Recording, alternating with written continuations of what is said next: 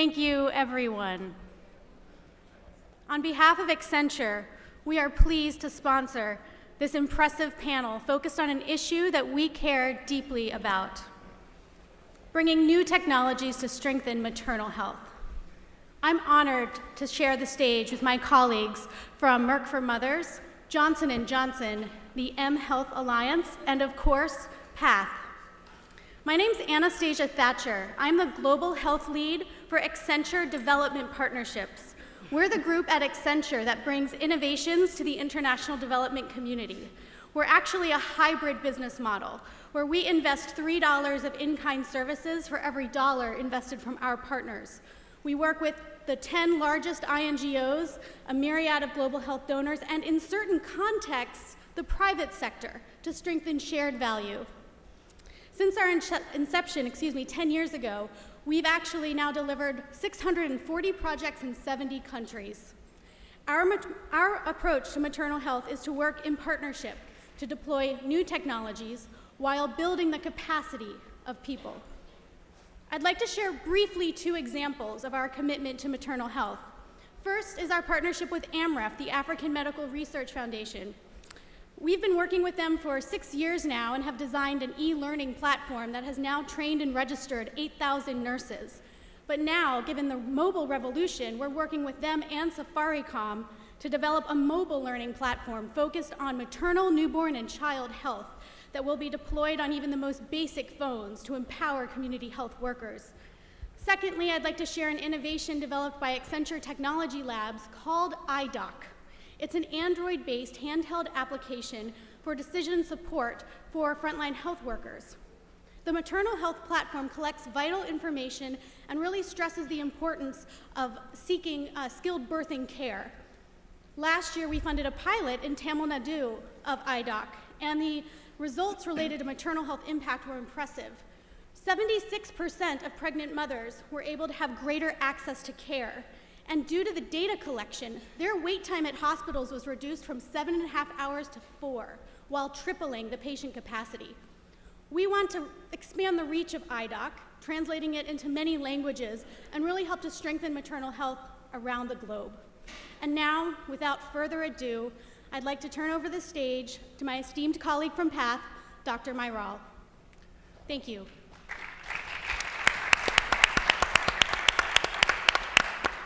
Thank you, Anastasia. That was a great start of the panel. We have a great panel today, and I'm really looking forward to listening to their comments. And thank you for joining us for this very important topic, to discuss this very important topic. I'm really glad that this event is taking place and this gathering of public-private partnership partners is taking place. I actually originally come from Johnson & Johnson, and now I'm at PATH, which is a nonprofit. So I've really traversed that path, that whole journey of private versus public. And I realized fairly early on when I was in the private sector that many of these challenges that face global health, global communities, cannot be solved by one entity alone, and there's a need for partnership. So I'm quite thrilled to be moderating this panel. The topic for this panel is new technologies for maternal health. Maternal health, as you know, is one of the most intractable challenges that faces us today. There are 300,000 women that die every year, almost 1,000 women every day that died either during pregnancy or during childbirth. And they die of entirely preventable causes. They die of conditions that would normally be considered treatable, would be considered addressable. And 99% of these deaths take place in the developing world. And about 85% of these take place actually in Sub-Saharan Africa and South Asia. So the question is, do we have the technologies to address these challenges? Do we need new technologies? Certainly we do need new technologies. But what is even more important is to find a way to get these new technologies to the communities that need it the most. There's a tremendous hard work that needs to be done in actually taking these technologies from the idea stage to implementation, and the journey is not easy, and it must be completed by being partnering with organizations that actually are invested in this area, so public-private partnerships basically. The kind of challenges that face women who are pregnant or who are actually in childbirth typically include bleeding from childbirth, disorders like preeclampsia, and obstructed labor, where typically a C-section could be performed fairly easily if they could be detected at the right time and the technologies were available in the communities. Making sure that these innovative technologies get to market requires a number of different things. It requires ability to work with the community workers. It requires working with regulators. It requires funding support that actually allows you to sustain your effort throughout the life cycle of a particular product. Most importantly, it requires informing users and policymakers through advocacy around the need and importance of such technologies, and there's quite a bit of that work that is already going on. The organization I work for, PATH, has been in the space for a very long time. We have learned through our experience that oftentimes the work that must be done with our partners requires stewardship and making sure that you stay involved at all stages of this process, that there has to be a glue that must be provided, and that's the role that my organization has played. For example, in women's condom, a product that PATH has been involved in, we realized that widespread adoption requires collaborations with the government and generation of demand through interaction with the private sector. So my hope is that during this session, you'll get to hear the experiences of Johnson & Johnson and Merck for Mothers, as well as mHealth Alliance, around how they are leveraging technology and public-private partnerships to fill this gap between technology innovation on one side to technology implementation and availability of these technologies in the communities on the other side. My hope is that you'll get a clearer understanding of the critical importance of such partnerships and the importance of these innovative solutions to address the challenges that face maternal health. So let me without taking too much of the time, let me just quickly introduce the panelists. On my left here is Dr. Priya Agrawal, who's the Executive Director for Merck for Mothers. PATH has been working closely with them on this program, so I'm looking forward to hearing about that. So Priya, why don't you share a little bit about the program, about what you are involved in, and then we'll actually we'll introduce other panelists. Great, well, thank you. Good morning. Thank you to you all. Thank you for Accenture for inviting us, and the panelists, and Anurag, our wonderful moderator. It's a real pleasure to be here. So Merck for Mothers is Merck's $500 million 10-year commitment to reduce maternal mortality. And we're working in 3 areas: innovation, access, and advocacy, because we felt it was important to take a holistic approach. So under innovation, we want to leverage all of the business and scientific expertise of Merck to advance life-saving innovations, specifically for resource-poor settings, and that's really the theme of the panel today. The access pillar is really focusing on access to affordable, high-quality care. And the community told us that with sub-Saharan Africa and South Asia, the frontline worker is often a private provider, so we're really focused on improving the quality of care that private providers actually deliver to women. And the third pillar is advocacy. We know we can't do this alone. It's really important to galvanize the private sector and actually ensure effective policy making. So why is product innovation such a central focus of the work we're doing? Well, we did an extensive stakeholder consultation. Merck does not have a maternal health portfolio, so we spoke to over 300 experts, many of you in the room today, and they really expressed a frustration that apparently we know the solutions and what to do to stop mothers dying, but they're not actually reaching the women who need them most. And so they said to us, you should do what you do best, which is we innovate to improve health. So under the product innovation pillar, we're bringing our best peoples, processes, and products to the issue. So Merck Research Laboratories is working on novel, simpler solutions for postpartum hemorrhage and preeclampsia, which I can talk about later. But as well as that, improving existing technologies and getting them to the market when suitable. we're also innovating in the other two pillars. So we're using telemedicine and telediagnostics to ensure that care actually gets to the last mile, the remote worker, the women who are really very far away from qualified services, which are generally residing in the city. And in advocacy, one of the projects I'm particularly excited about funding is what we're calling at Merck Yelp for Health. Basically, yes, there can be global advocacy, but what about actually ensuring and empowering the woman as an advocate for her health? So this tool uses interactive voice recognition, phone, takes basically Facebook to media dark settings, and allows the woman to rate the care she has and then hold the providers accountable for the care they're providing.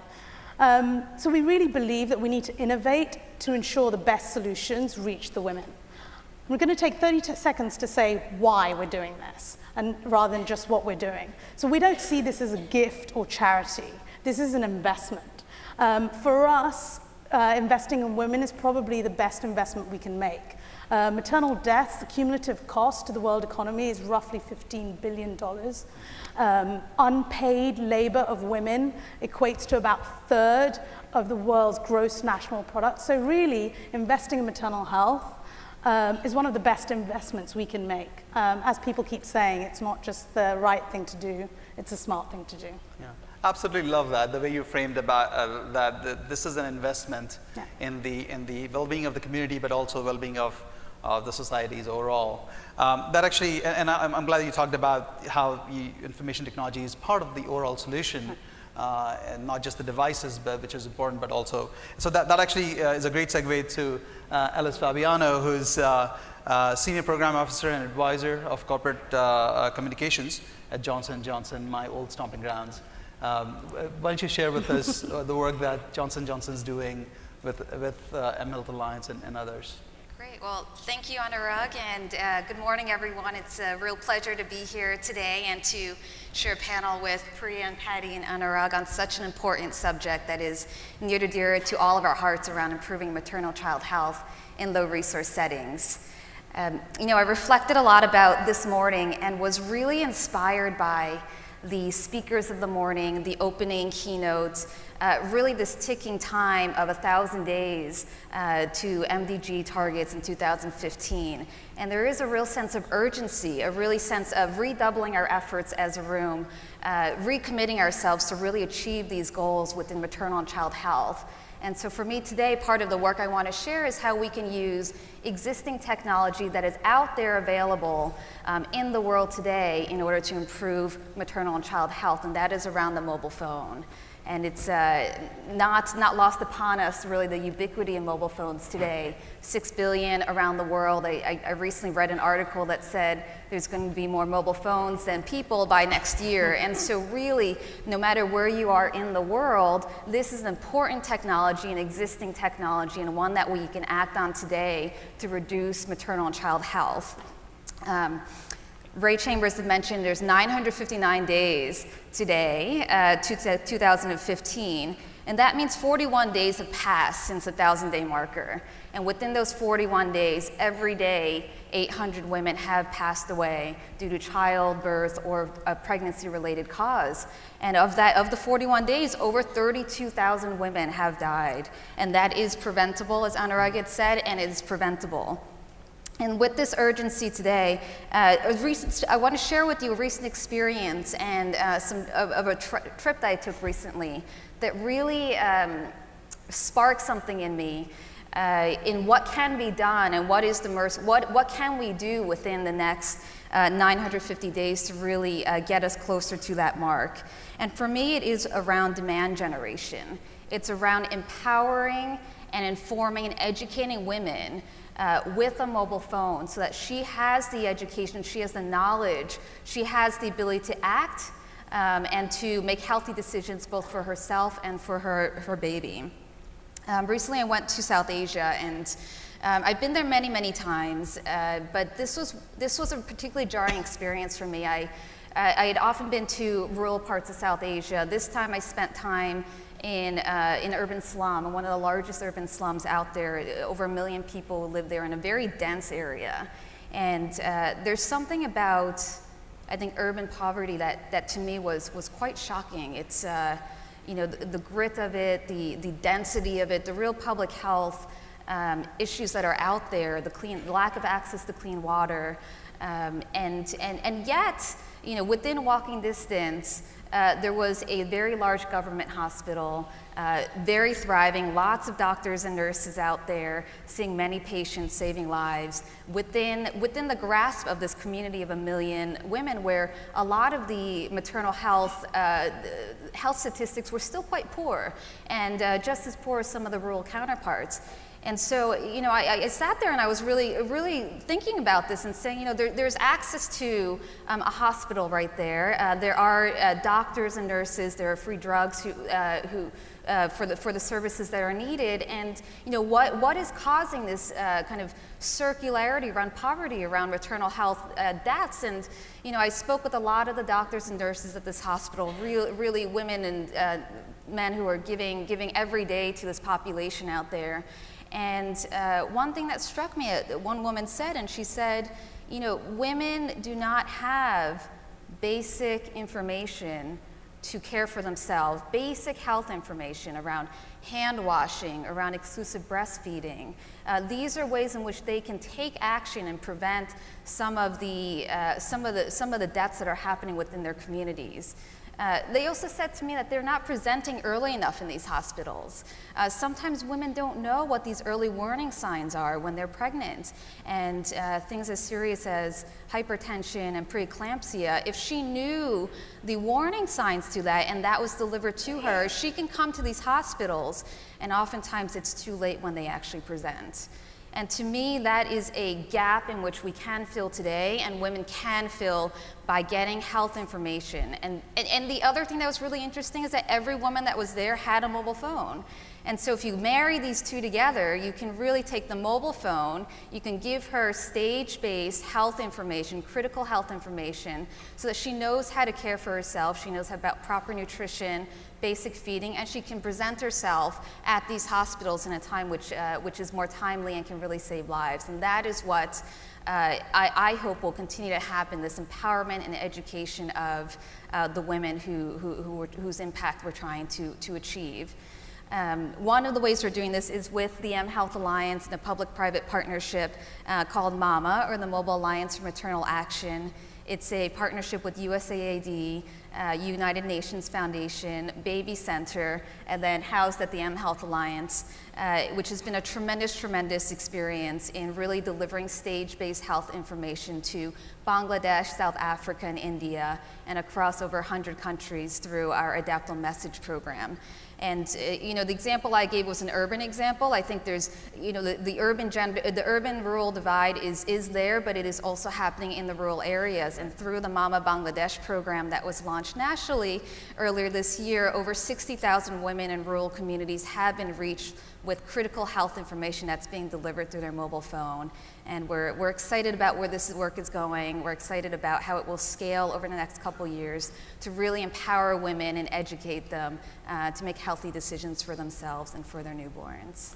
That's exciting. I mean, I agree. Information is power, and we see that even as part of the work that we're doing with digital public health, which is creating these videos by the communities to be shared.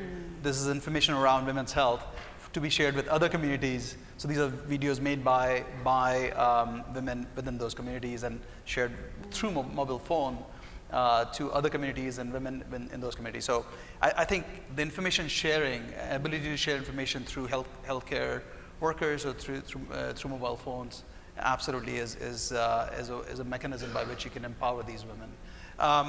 So our third panelist, last but certainly not the least, is Mechael, who's an executive director of mHealth Alliance, doing great work in this area. Why don't you share with us the work that you're doing with J&J and even otherwise? Sure. So thank you very much to GBCHealth and to my fellow panelists. It's a real honor and pleasure for me to be here. Last year, we crossed the 7 billion mark in the world in terms of the world's population. We also crossed the 6 billion mark in terms of the number of mobile phone subscriptions. And so this is an incredible opportunity for us to leverage probably one of the most transformative and disruptive technologies that has hit the world in many, many years to accelerate the achievement in the countdown to the MDGs. And so it's really an honor for me to be here representing the work of the mHealth Alliance, which is an alliance. We have over 180 members who represent government, who represent private industry, who represent academic institutions, NGOs, all seeking to leverage the power of mobile to support global health initiatives.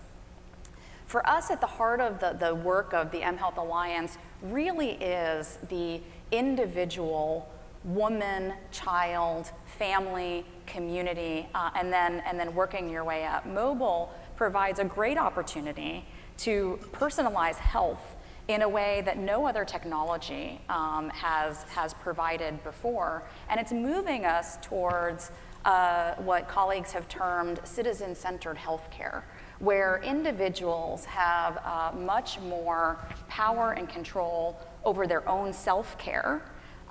They have much greater power to engage with the health system that is there to support them.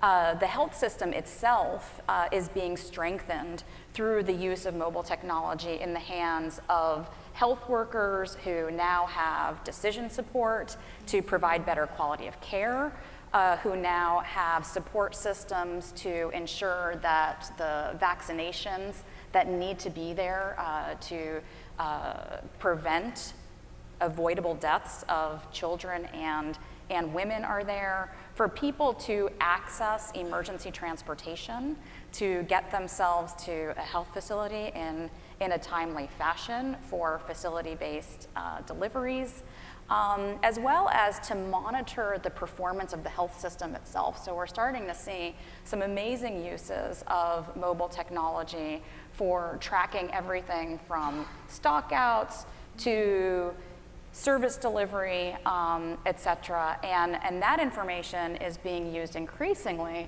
by ministries of health to make informed decisions about where they invest their resources, where the gaps are. So using technology such as location-based technology and mapping to see where critical gaps are within the health system is a really amazing innovation and opportunity.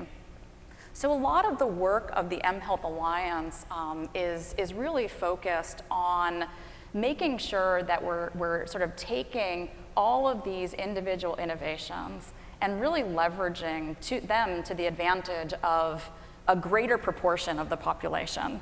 So people, talk about pilotitis in mHealth, and they talk about the evidence base, and they talk about really understanding what works, how it works, et cetera. And really the role of the Alliance is to work with the community to think through things like standards to make sure that different technologies can push information from one technology to another so that we can track women through the continuum of care as well as their children afterwards, looking at things like evidence so that we're really investing in the things that work and moving those to scale.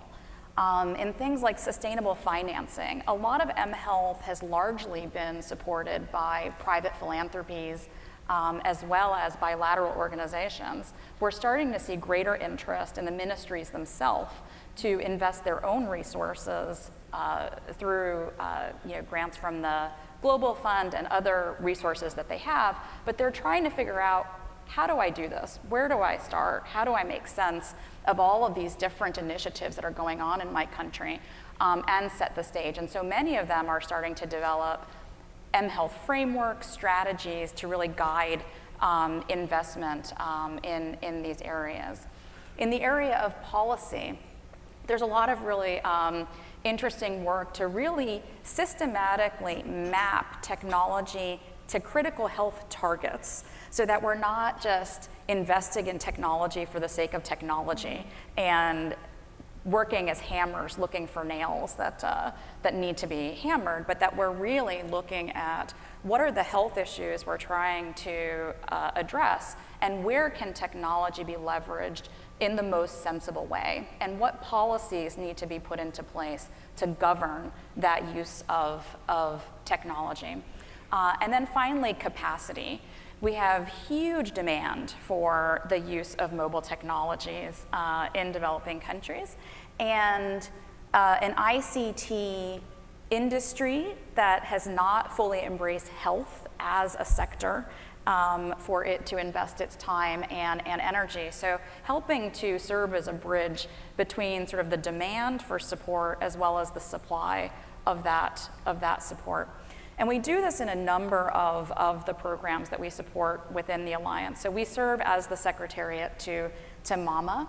We also run an innovation working group catalytic grants program as part of the Every Woman, Every Child commitment of the Norwegian government. And so at the moment, we have 16 grantees who are leveraging mobile at every stage of the continuum of care to address the 1,000 Days initiative. So everything from registering of pregnancies and tracking pregnant women throughout the life of their pregnancies and providing mobile messaging, as in the case of MAMA, as well as supply chain management, in addition to registering children as they're being born. Oftentimes, children are born, are not registered within the system, they don't receive birth certificates, and then it's very difficult to track them for whether or not they've received their full course of immunization, whether or not their nutrition is optimal for early childhood development and for their growth into young adults and beyond. And so this is just some of the work that the Alliance does, but it's really about taking the collective action and mobilizing collective action within the community to address some of the critical gaps and accelerate the achievement of some of these health objectives in a systematic way. Great, great. Let's stay with you for a minute, and let me be provocative here. This is a panel on new technologies for maternal health. Mm-hmm. And I love technologies. I come from that background, spent all my life in it. But are really technologies that important? I mean, I was at School Forum earlier last month actually, and my fellow speakers talked about how there's an overabundance of technology that isn't really getting to the communities. What are the limitations of technologies in solving these challenges? Could you speak to that? Sure, and I'll tell a story from my early days in public health, which is what inspired me to do my PhD on mobile phones and health. And so in 1999, I was in South Sudan. I was there to help rehabilitate a health facility that had been destroyed during the Civil War. And we had a situation where we had a 16-year-old girl, in essence, who was pregnant with twins. And she came in for a complicated delivery. And so we were able to, at the time, we had two-way radios, so pre-cell phones, even pre-satellite phones. We hadn't gotten our satellite phone at that stage yet. And so we had a two-way radio. The only hospital in the area that had an OBGYN was about 200 kilometers away. It was a 6-hour drive on the roads in this part of South Sudan. And we were able to get this pregnant woman to the health facility to have a safe delivery by this one OBGYN through coordination using a two-way radio and a vehicle. And the sad part of this story is that they were all safe and healthy one day after the delivery. Within 3 days after the delivery, they had all died. And it was because of the poor nursing care within the health facility. And so to me, it's a similar tale with mobile technology. Mobile is a tool. It is a tool that can facilitate a whole range of interactions. But if you don't have the people, the training, the quality, the equipment there, it's only going to get you so far. And I think we need to be very realistic and grounded in how we look at technology. But the communication did its job. We were able to coordinate. It's just, how do we then make sure that all the other puzzle pieces that need to be in place to take advantage of that are there? Right. Coming to you, Priya, technologies take a lot of work to bring to these communities. Most innovators face that challenge. You face it. We at Path face it. How can the global health community, and we have many members of the global health community right here, how can they help scale and sustain all of these new technologies, all of these new pilots that are coming up? How do we make sure that the right ones, the best ones, actually make the way through, all the way through this pipeline to the communities that need it the most? So I think I would start off by saying not all pilots and not all technology should be scaled. Absolutely. So I think the first message is we need to know when to stop. Pharma knows that very well. It's better to invest $1 million now in targeted, robust evaluation to ensure that this technology is going to have a market and it's going to be having impact, rather than waste 10 years and $10 million just to ensure it gets scaled. So I'd say one is knowing when to stop. The second thing, and this came from our own experience, when we first started the initiative, everyone said, well, there's a technology pileup, there's a logjam. We said, okay, fine, we'll help decongest this logjam, tell us where to invest. And everyone said, well, there's about 40 technologies at different stages of the pipeline, choose. We're like, okay, well, there aren't randomized controlled trials for all of them, what should we do? And that's actually where our collaboration with PATH started. We wanted a sort of flexible, nimble tool that allowed us to evaluate technologies at different stages of the pipeline to actually guide our investment in terms of impact, but actually also in terms of its likelihood to respond to a user's need, the likelihood to actually get to market, so cost of goods, ensure that there's demand for the product. And that was an ideal example of a private-public partnership. I was talking to someone from PATH recently who's, they had certain criteria in mind, but as a company, we said, well, actually, we are really focused on sustainability and scale, so it's great that it saves lives, but actually, is anyone going to buy it? Right. So that's the second message. The second message is you need a tool to actually guide your investment strategy. And now, this is a tool we share with other companies. Device companies, diagnostic companies can use the tool to guide their investment. And the third piece on this is really high tech is not high impact. So we always say, use these tools, make informed decisions, and actually often the simpler solutions are the ones that are going to have the greatest impact because they're going to scale, right, and because they're more likely to be sustainable. Right. Yeah, you're breaking my heart. High tech is not high impact. No, you're right. Absolutely. High tech is not, I love that quote actually. I'm going to use that. High tech is not high impact. You're right. I think not in global always. Health especially, not always. I mean, there's always room for technologies that are advanced, that are low cost, that are appropriate. But you're right. I think there's so much of a need for technologies that are simpler, that can be easily adopted, that it might take a while before we get to the technologies that are even more evolved than that. I think we've all seen, I was an obstetrician and gynecologist working in the field before I joined here, and we've all seen pile-ups of technologies where they don't actually have the tools and the services and the skills to maintain those wonderful anesthetic machines, right, that are sort of sitting in the back room, where actually I'd rather put a bed for another patient than have this high technology. And also, the other thing, as anyone who's worked on checklists and job aids, the actual tool might not be simple to develop, but it has to be simple to use. Right, absolutely. So the Safe Childbirth Checklist took 2 years to develop, but hopefully it's very useful for the healthcare worker at the time of delivery of services. That makes sense. So Alice, Millennium Development Goal, the fifth one, the MDG5, has set out a target to reduce maternal mortality by 75%. We are far from achieving that. Clock is ticking.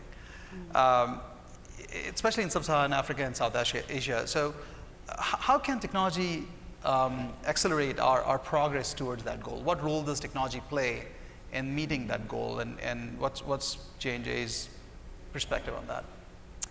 Well, I think technology has a very important role to play, and innovation in itself has a very important role to play to accelerate the work that we are doing to achieve those goals. And how I like to think about it is mobile phones can do it in 3 ways: better, faster, and cheaper. And those are kind of, if you can hit those 3 targets, then we made a lot of progress. In terms of faster, I think Patty's example was a good one from 1999, but it's even faster today from two-way radio to the transfer of information through kind of invisible to us is far faster than an ASHA walking to give the information. Not that that's not important, but it reinforces those messages, and there is something to be said about that speed. The cheaper part, phones are also getting cheaper and cheaper as we move on. You can get a simple basic phone that delivers text messages or voice to you at less than $10. That is an affordability piece that's really helping out here as well.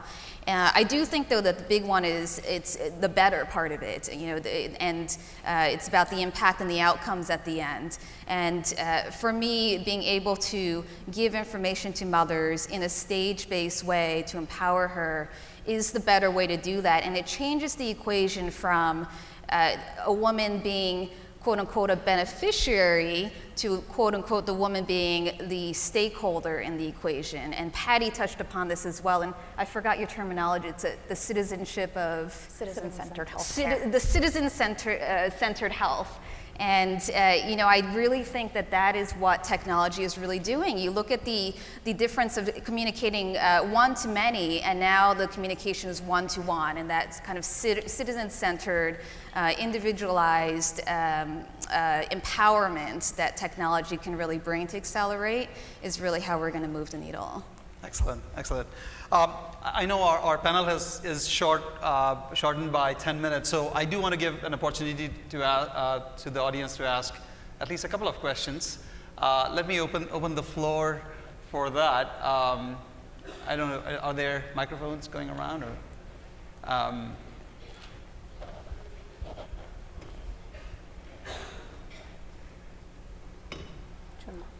I see a show of hands. Well, actually, yeah, go ahead. You talked a lot about maternal health, but is there a way that mobile technology can help speed up delivery of other services like water and sanitation? So let's take that. You may want to repeat the question. Sure. So her question was that we've spoken a lot about maternal health and the use of technology to support that. And are there other applications of mobile to support other areas of MDGs in the development, including water and sanitation, et cetera? I actually teach a course at Columbia on the use of ICT for development. And with each passing day, I'm impressed by the number of applications and innovative uses of mobile that are being applied to everything from quality of water and assessing the quality of water to securing safe water channels, et cetera, to the use of mobile for agriculture and agricultural development. And so they're all quite interrelated if you think about it. And ultimately, oftentimes it's the same individual in most of these societies that is grappling with everything from crop production to access to water to access to health services, et cetera. And within the community, there's a huge push and drive towards looking at more user-centric design that cuts across different sectors. And looks at the interlinkages between them, because it's all a part of livelihoods ultimately in the end, as well as part of the social determinants of health. Clean water will have a significant impact on whether or not a child will have diarrhea and other conditions. So I think it's quite important to look at them all quite holistically. All right, one more question, and then probably we're...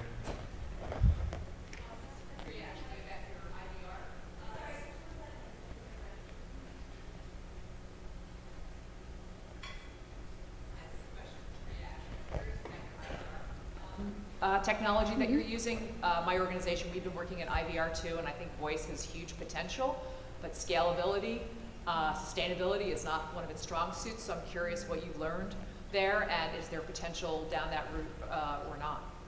So just in case that people didn't hear the question, this is really about interactive voice recognition technology and the sort of scalability and sustainability around it. I was also a skeptic, actually, of IVR, having tried to use it in the early days. The people that we funded is an organization called Gram Vani out of IIT in India, and they have huge experience of using IVR for other situations like agriculture. So where they've created a sort of, it's almost like a community radio, but it's really via the phone.